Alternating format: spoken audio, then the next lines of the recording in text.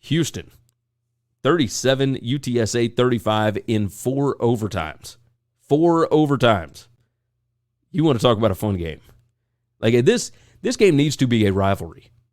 I mean, it really does. It needs to be a rivalry. The Clayton Tune overtime 2-point conversion where he just dives for the pylon, like that is putting yourself on the line. Big Al steps in, wonder what the line on Arkansas-South Carolina game is going to be. My line on it, and I just looked at this last night, my line on it is Arkansas by 4. I have no idea what is going to come out in Vegas because there are so many flaws on both. Look at the stats for Houston and UTSA. UTSA, almost 2 more yards per play than Houston. They were up in this game 21-7 entering the fourth quarter and let it get away from them. I mean, just brutal beat here. 441 yards total offense to only 346. Both teams had a turnover. Third down tries, Houston had 21 of them and hit over 61% of them. Fourth down tries, UTSA had 2 of them and didn't hit one. UTSA had 5 scoring opportunities. Their drives inside the opponent 40-yard line. Only 3.4 points per scoring opportunity and 6 points per scoring opportunity on the 4 that Houston had. UTSA slightly better field position.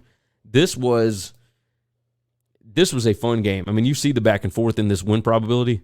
I mean, it's so awesome. This was such a fun atmosphere. The Alamo Dome was rocking. That crowd made it absolutely brutal, absolutely tough on Houston to figure out. And I think Dana Holgorsen maybe underestimated the opponent a little bit. Like, Jeff Traylor is really building something here. And I saw all the jokes about him taking over at Texas after Sark gets fired. But I ain't to that point just yet. Like, he's doing an incredible job here. I don't know that he could deal with the boosters that he has to at Texas. But yes, this Houston team, you know, you look at just the regular box score here, they still can't really figure out the running game. Of course, obviously their top running back went out in the offseason with an ACL tear, I think it was. Either ACL or Achilles, I don't remember. Regardless, they were having to figure out some things in the running game. Well, 44 carries for 140 yards, and 15 of those carries and 51 of the yards are from Clayton Tune, the quarterback. Yeah, not great. Not great. Tune only had 206 yards passing, but he had 3 touchdowns. I thought he was pretty good on the day. Tank Dell, 5 receptions for 50 yards and 2 touchdowns. Like, on a PPA basis, that's predicted points added basis, he's awesome. He's really, really good. This team, both of these teams are awesome. And now UTSA gets to face Army on the road this week, and Houston gets to play at Texas Tech. So this should be a lot of fun. A lot of fun. Jumping in here, let's close out this one.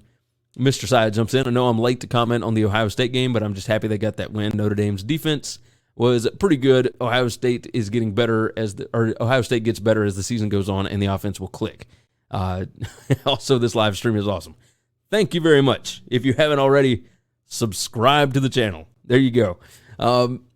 Yeah, I will tell you this. I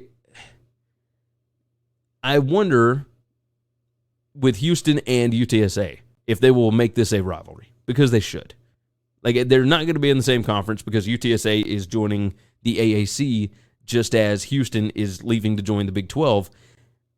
I don't know that Houston will continue to do this because they're stepping up in competition, because they know that UTSA is a threat. But I know the fans loved it. I know that even just the casual observer, myself, really loved it. I thought it was great. Thanks for listening to Winning Cures Everything. Make sure and subscribe on YouTube or your favorite podcast app, and make sure to leave a nice 5-star review. You can follow Gary on Twitter @GaryWCE, and the show is @Winning Cures. Be sure to check out the merch in our web store and share the show.